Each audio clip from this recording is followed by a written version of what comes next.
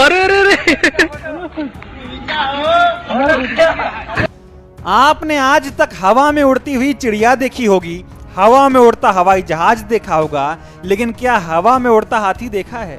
अगर नहीं देखा हो तो देख लीजिए।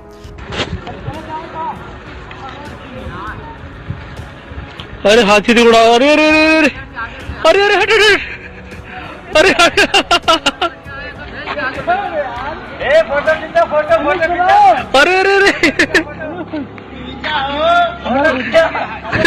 अरे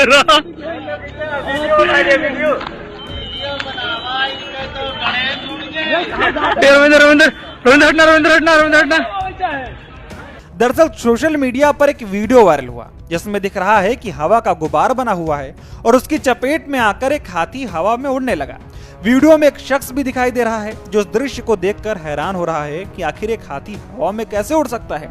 करीब 30 सेकंड का ये वीडियो जिसने भी देखा वो हैरान है कि आखिर ऐसा हुआ तो हुआ कैसे। ये वीडियो जब हम तक पहुंचा तो हम भी दंग रह गए, लेकिन वीडियो करीब से देखने पर लगा कि हवा में उड़ रहा यह हाथी असली नहीं है, बल्कि पन्नी या प्लास्टिक का बना हुआ हाथी है जिसे हवा भरकर फुलाया जाता है और रैलियों या फिर किसी कार्यक्रम के दौरान लोगों का आकर्षण पाने के लिए लगाया जाता है। फिलहाल वीडियो कहां का है इसकी पुष्टि नहीं हो पाई है।